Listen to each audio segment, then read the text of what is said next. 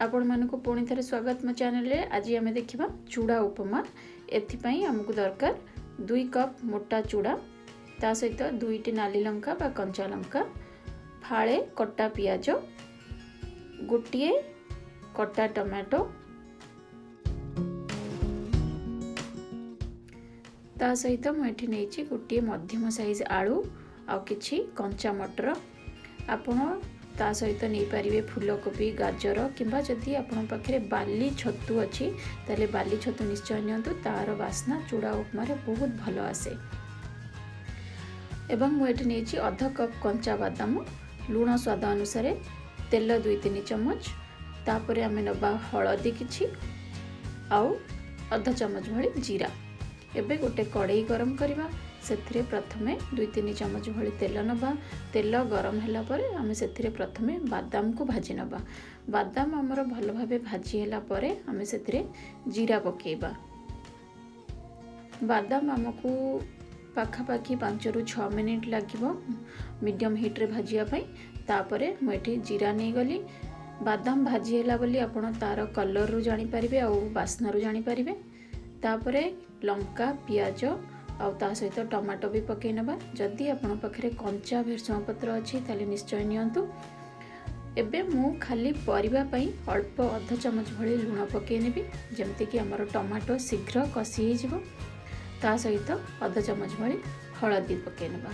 ताकू भल भाबे गोळेई नियंतु एवं तापरे कड़ाई को घोड़े दिंतु, जमती कि टमाटो टिके सिझीज। टमाटो दर सिझा हो गला आम से पकेबा आलू आउ कंचा मटर।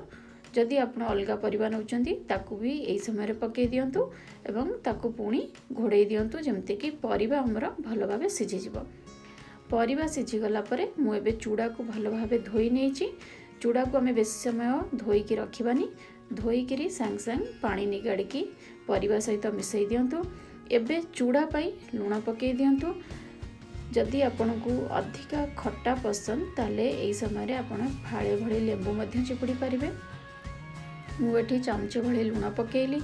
तापरे ताकू भल भाबे गोळेई देई आमे सिम रे ताकू घोड़ेई देबा। 2-3 मिनिट घोड़ेई की रखंतु।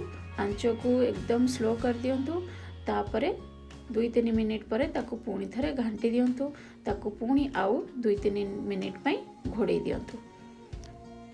जदि आपण बाली छतु नौचंती ताले बाली छतु को अलग भाजिकी रखंतु एवं चूड़ा पकेला बेले बाली छतु मिसांतु। एबे देखंतु हमर चूड़ा उपमा रेडी हो जाइछि। साधारणतः पिला माने चूड़ा चकटा खाया पई पसंद करंतिनी, किंतु सब पिला माने चूड़ा उपमा खाया पई बहुत पसंद करंती। आउ वीकेंड रे जदि फटाफट किछि बनेबार अछि ताले चूड़ा उपमा होछि बेस्ट ऑप्शन।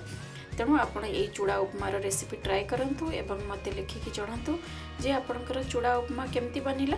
आ बनैला परे जदि पारिबे टिके मिक्सचर किंबा सेव मध्य आ ऊपर पकई देबे, जेमिति कि या आहुरी चटपटा हे जिवो।